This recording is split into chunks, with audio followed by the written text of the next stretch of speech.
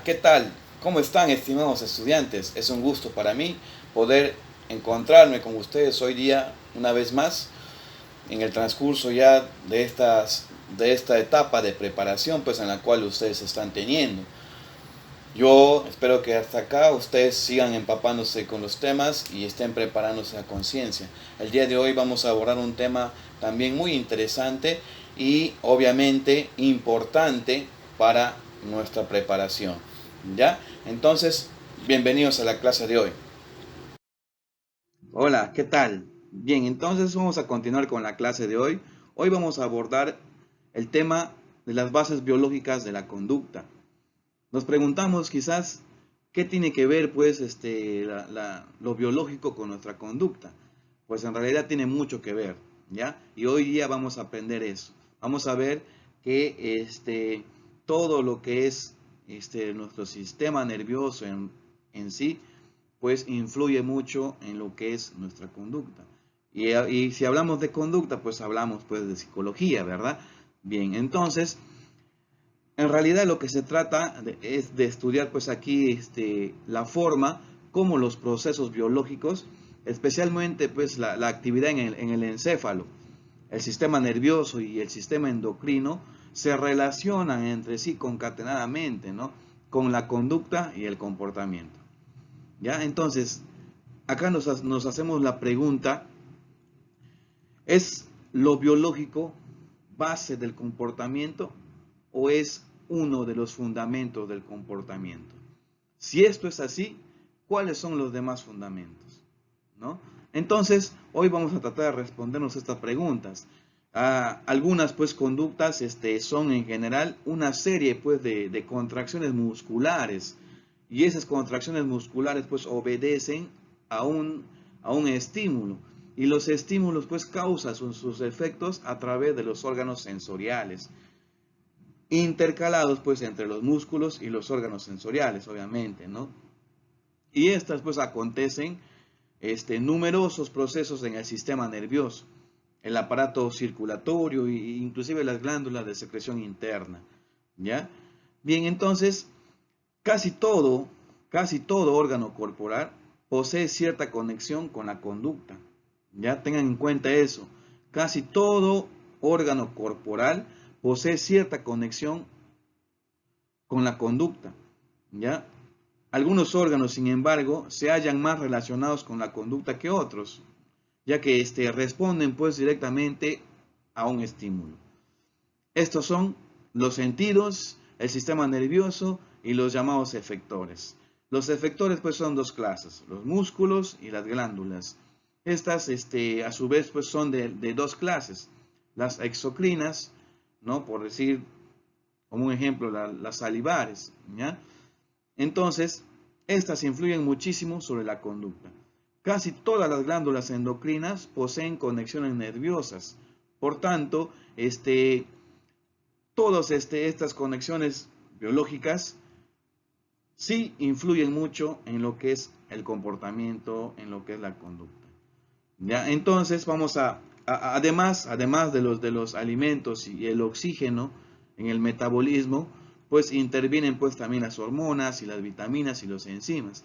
Y ustedes preguntarán, ¿qué tiene que ver pues lo que como con mi conducta? Pues tiene mucho que ver, ¿ya? Y eso lo vamos a ver también el día de hoy, ¿ya? Bien, entonces a continuación estudiaremos el órgano más importante para la conducta y el comportamiento, que estamos hablando del sistema nervioso, su estructura y el funcionamiento. Vamos a ver cómo funciona el sistema nervioso, ¿ya? Bien, empezamos entonces con la primera diapositiva. Presten atención, por favor, para para que puedan tomar sus anotaciones y elaborar sus preguntas o algunas dudas que ustedes puedan tener, ¿ya? Bien. Si hablamos del sistema nervioso, es indudable o es inevitable hablar de la neurona. La neurona es la unidad básica del sistema nervioso. Son células individuales diminutas y existen pues entre 100.000 y 200.000 millones en el cerebro, solamente en el cerebro, imagínense, cuya función es transmitir mensajes denominados impulsos, aquello que denominamos impulsos nerviosos, ya que como células especializadas tienen la capacidad de comunicarse con otras células. Aunque hay diferentes clases de neuronas, todas ellas tienen la misma estructura básica como lo tenemos acá en la imagen, ¿ya? Esta es una neurona y ahí están sus partes, ¿ya? Ahí están sus partes. Tenemos lo que es el núcleo, aquí esta partecita, que el núcleo es en la mayoría de las neuronas es de gran tamaño y de forma esférica u ovoide.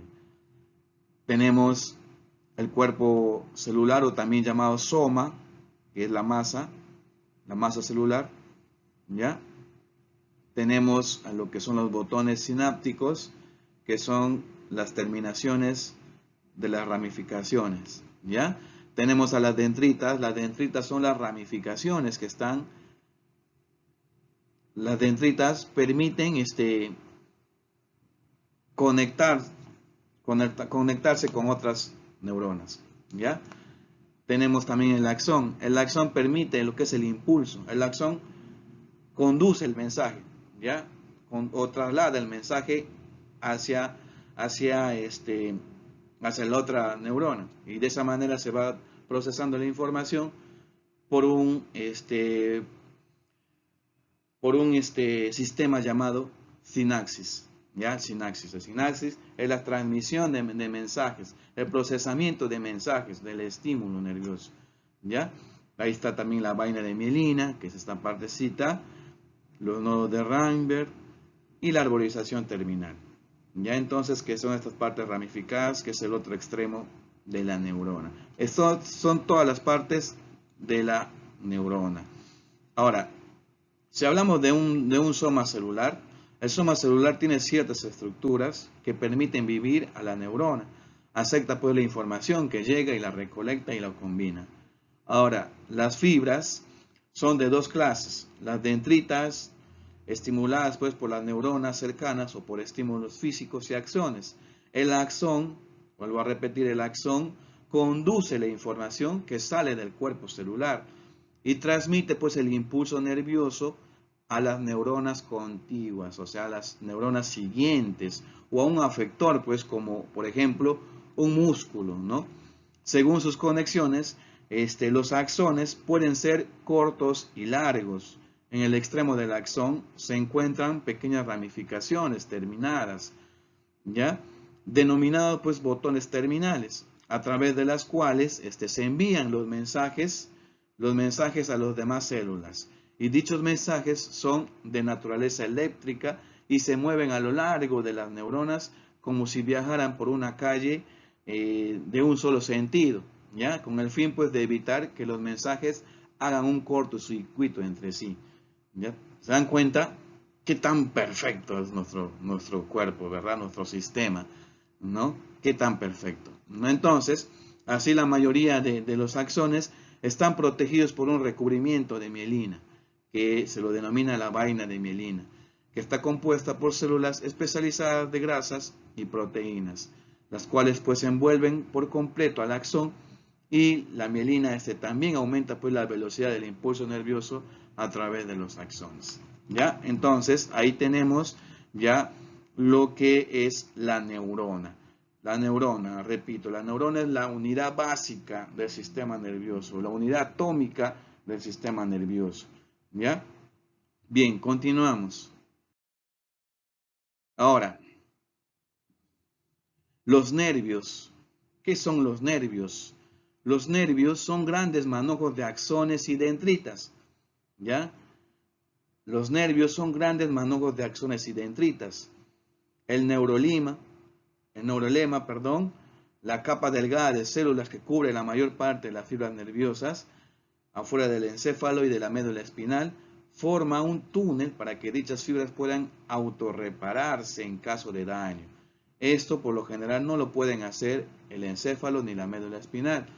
Por otra parte, si se destruye el cuerpo, o sea el soma, de cualquier neurona, morirán también el axón y las dendritas. Es el caso pues de la polio, que es la enfermedad paralizante en que en que se destruyen las neuronas que controlan los músculos. ¿Ya? ¿Y qué son los impulsos nerviosos? ¿Qué son los impulsos nerviosos? Los impulsos nerviosos son cambios eléctricos en la membrana de una fibra nerviosa, propagado a lo largo de esta. El impulso nervioso es la unidad básica de mensaje del sistema nervioso y obedece a la ley de todo o nada, según la cual un impulso nervioso se produce o no se produce. ¿Ya? Tal cambio se produce porque un mensaje que llega de otra neurona modifica el potencial de reposo, lo que es la carga eléctrica, de una neurona hasta que se alcanza el umbral o punto activador, ¿ya? Para que ésta se dispare. Después de cada impulso nervioso, la célula cae brevemente por debajo de su potencial de reposo, ¿no? Solo son posibles unos 1000 impulsos nerviosos por segundo, imagínense, 1000 impulsos nerviosos por segundo, pero son más comunes de 1 a 400 por segundo. En axones pequeños y delgados, la velocidad del impulso es 2.5 metros por segundo en largos y gruesos, hasta 100 metros por segundo, ¿no? Se dan cuenta tan alucinante y compleja que es, ¿verdad?, nuestro sistema nervioso, ¿no? Y ahí tenemos una imagen en la cual nos podemos precisar un poquito más detallado, ¿no? Los nervios craneales van del cerebro a los ojos, boca, oídos y otras partes de la cabeza. Los nervios centrales están en el cerebro y la médula espinal. Los nervios periféricos van de la médula espinal a los brazos, manos, pies y piernas. Y los nervios autónomos van de la médula espinal a los pulmones, corazón, estómago, intestinos, vejiga y órganos sexuales. Bien, entonces ahí hemos visto qué son los nervios. Ahora, hemos hablado hace un rato de la importancia del papel que cumplen los axones, que es el transmitir el mensaje, el impulso nervioso, ¿verdad? Y obviamente, hablando de neuronas, pues no podemos dejar de hablar de la sinapsis y neurotransmisores, ¿ya? Mientras que el impulso nervioso es más que todo eléctrico, la comunicación entre neuronas es más que todo química, ¿ya? No olviden eso. El impulso nervioso es más que todo eléctrico. En cambio, la comunicación entre neuronas es más que todo química, ¿ya? Son más de 30 los neurotransmisores en el encéfalo, ¿ya? Entre ellos pues tenemos la acetilcolina, la adrenalina, la noradrenalina, ¿no?, la dopamina, etcétera, ¿ya? Entonces, la sinapsis es un mecanismo de comunicación que se produce entre dos o más neuronas a fin de poder transmitir de manera masiva un impulso nervioso para poder coordinar una función en el organismo, ¿ya? Es el espacio microscópico entre dos neuronas por el que pasa el mensaje. Esa es la sinapsis, ¿ya? Un mecanismo que se produce entre dos o más neuronas a fin de transmitir de manera masiva un impulso nervioso, un mensaje. Los neurotransmisores son sustancias químicas que modifican la actividad de otras neuronas y que son liberadas cuando el impulso nervioso alcanza los extremos de las terminales del axón. Los sitios receptores de estas sustancias son áreas diminutas de la superficie de una célula, sensibles a los neurotransmisores, ¿ya? Estos también pues activan sitios receptores en músculos y glándulas. En miles de procesos de excitación, inhibición, se producen disparos de impulsos nerviosos por parte de la neurona. Los neuropéptidos es una clase de transmisores cerebrales que responden a la existencia de receptores llamados opiáceos, un poco debido al efecto producido por el opio. La glándula pituitaria libera la sustancia química llamada endorfinas, encefalinas, que pueden reducir el dolor al bloquear la actividad de las neuronas que transmiten pues el dolor, en cierta forma como un sistema defensivo o atenuante del mismo. La acupuntura, por ejemplo, y sus efectos parece que tiene que ver con la liberación de estas sustancias, ¿no? Igualmente cabría aquí el efecto placebo, ¿ya? Bien, entonces ya hemos hablado un poco sobre la sinapsis y los neurotransmisores. Ahora, el sistema nervioso, su estructura y funciones básicas. El sistema nervioso, su estructura y funciones básicas. El sistema nervioso es una sola estructura en realidad, ¿ya? Pero su estudio es más fácil si lo dividimos y subdividimos, tal y como aparece en la figura, ¿no? En la imagen, ¿no? A fin de ir, pues, metodológicamente de lo extremo hacia lo interno. Empezaremos, pues, nuestra, nuestra exposición de este organizador visual, ¿ya? Para poder empaparnos un poquito y entender la función y su estructura del sistema nervioso. A ver, vamos a empezar con el sistema nervioso periférico. El sistema nervioso periférico, pero antes de nada, que queden claro bien esto, ¿ya? En sí, el sistema nervioso es uno solo. Se lo divide y se lo subdivide para poder estudiarlo con mayor precisión, ¿ya? Y esta división se hizo de la siguiente manera: el sistema nervioso periférico y sistema nervioso central, ¿ya? Vamos a hablar primero del sistema nervioso periférico. El sistema nervioso periférico consta de partes de las fibras de las neuronas sensoriales y motoras, las cuales se reúnen, pues, formando manojos denominados nervios. En el caso de los llamados nervios craneales, estos manojos son o sensoriales o motores, pero en los demás casos son mixtos, ¿ya? Entonces, el sistema nervioso periférico, como su mismo nombre lo dice, periférico, ¿ya? Periférico, permite la recepción del mensaje, ¿ya? O sea, cuando se da el estímulo que recibimos nosotros a través de los órganos sensoriales. ¿Y cuáles son los órganos sensoriales? Los órganos sensoriales, pues, son los más llamados también los 5 sentidos, ¿no? El tacto, la vista, el oído, el olfato, el gusto, ¿no? Entonces, a través de estos órganos sensoriales, nosotros recibimos la información a través de un estímulo. Y este estímulo se convierte, pues, en un mensaje, y ese mensaje es trasladado por el sistema nervioso periférico. ¿Hacia dónde? Hacia el sistema nervioso central, ¿ya? Hacia el sistema nervioso central, y luego en el sistema nervioso central se procesa la información, se lo analiza y emite una respuesta. Y emitimos una respuesta, ¿ya? Así funciona el sistema nervioso, ¿ya? Ahora, el sistema nervioso periférico transmite señales entre el sistema nervioso central y el resto del cuerpo, ¿ya? Entre ellos podemos tener las neuronas motoras, que acarrean señales desde el sistema nervioso central, controlan actividades de músculos y glándulas, ¿ya? Las neuronas sensitivas, que acarrean señales desde órganos sensitivos hacia el sistema nervioso central. Ahora, en el sistema nervioso periférico también podemos ubicar al sistema nervioso somático y al sistema nervioso autónomo. El sistema nervioso somático controla movimientos voluntarios, activa el músculo esquelético. El sistema nervioso autónomo controla las respuestas involuntarias, ¿ya?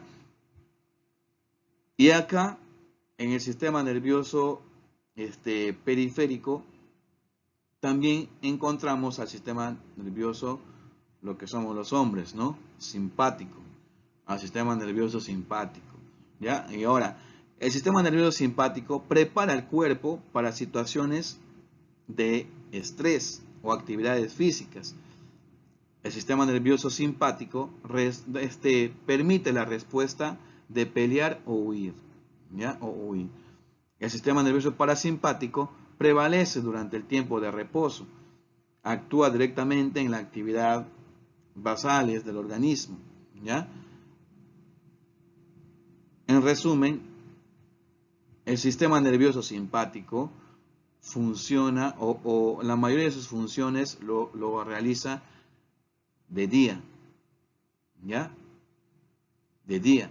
Y el sistema nervioso parasimpático, mayormente sus funciones son de noche cuando estamos descansando, ¿ya? Bien, y tenemos el sistema nervioso central, ¿ya? El sistema nervioso central que la información, que una de sus funciones es recibir y procesar la información, inicia la acción-respuesta, o sea, al momento de recibir el mensaje, lo recibe la información, lo procesa y emite una respuesta, ¿ya? El sistema nervioso central está conformado por el encéfalo y la médula espinal, ¿ya? El encéfalo y la médula espinal. El encéfalo está obviamente protegida por el cráneo, ¿ya? Y la médula espinal, ¿ya? La médula espinal que sabemos que es la columna, ¿no? La columna.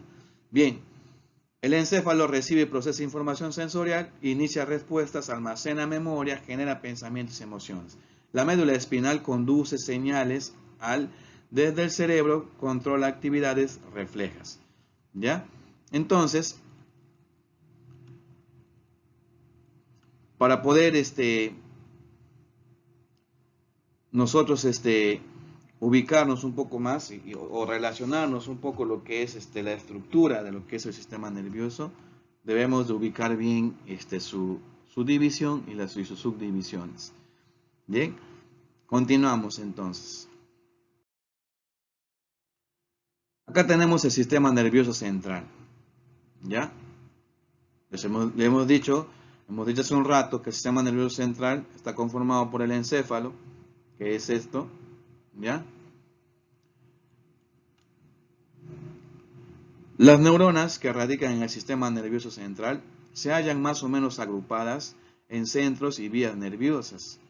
Los centros se componen de cuerpos celulares y las vías en haces de fibras. Los cuerpos celulares de los centros poseen fibras cortas que sinapsan con las neuronas vecinas. El centro consiste, pues, en una mezcla de cuerpos celulares y fibras. Los centros unas veces se denominan núcleos, otras ganglios, otras áreas, dependiendo, pues, del lugar y posición. Los haces aparecen de color blanco debido a la mielina que recorre por las fibras, mientras que los centros son de color gris, ya que este es el color de las somas neuronales. Acá tenemos una imagen de lo que representa el sistema nervioso central. La corteza cerebral, que rige las funciones superiores conscientes, donde provienen los 5 sentidos, ¿ya? El lenguaje, los pensamientos y movimientos voluntarios. El cerebelo, que es la parte posterior, está en la parte posterior inferior, que es esta partecita, que es el centro de coordinación, ¿ya? E integra la información recibida por los 5 sentidos. El cerebelo nos permite a nosotros mantener el equilibrio, ¿ya? Mantener el equilibrio. Pues a veces cuando nos golpean acá en la parte de la nuca, nos desmayamos y perdemos la visión, ¿no? Nos desmayamos y nos noquean, como se llama, ¿ya? Y ya pues, ¿por qué? Porque ahí está afectando lo que es el cerebelo y gracias al cerebelo nosotros podemos mantenernos equilibrados, ¿ya? Está el tronco encefálico, que está arribita de la médula, que controla las funciones vitales como el latido cardíaco, la respiración y el ritmo de sueño. Está la médula espinal, ¿no? Que comunica el cerebro con los nervios periféricos, ¿ya? Nervios periféricos. Y que obviamente la médula espinal conduce los impulsos voluntarios e involuntarios. Tenemos también el hipocampo y sistema límbico, que es la sede principal de la memoria y el aprendizaje. El sistema límbico es el principal reactor de las emociones. Tenemos el tálamo y núcleos grises y el hipotálamo. El hipotálamo, su función principal es controlar la supervivencia, la ingesta, la temperatura, la defensa. Ya, entonces, ahí está lo que es el sistema nervioso central, cuán importante es para nosotros. ¿Ya? ¿Qué más podemos precisar del sistema nervioso central? La corteza cerebral, que es esta parte superior, ¿no? Donde que la inteligencia de los humanos se relaciona con la corticalización o incremento en el tamaño y arrugas de la corteza. ¿Ya? Por este es el único factor determinante, no es el único factor determinante de la inteligencia. ¿Ya? Hay otros factores también que influyen en lo que es la determinación de la inteligencia. ¿Ya? Bien, entonces continuamos. A ver, antes de pasar al siguiente, hay que hablar un poquito del tálamo. El tálamo,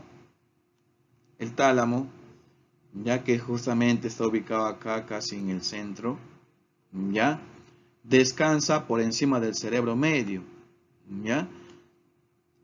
Que está circunscrito por la corteza y otras estructuras del cerebro anterior.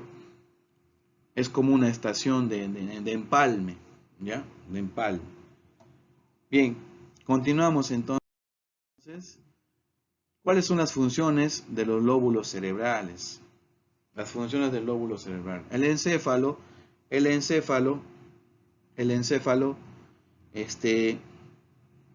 se divide en dos hemisferios, ¿ya? En dos hemisferios. Hemisferio izquierdo y hemisferio derecho, las cuales, a su vez, se dividen en lóbulos. El lóbulo frontal, el lóbulo occipital, el lóbulo parietal y el lóbulo temporal. ¿Ya? El lóbulo temporal. Hay un otro lóbulo, que se lo llama insula, que su función está relacionada con las emociones y la regulación de la homeostasis del cuerpo, que son movimientos voluntarios o involuntarios. ¿Ya?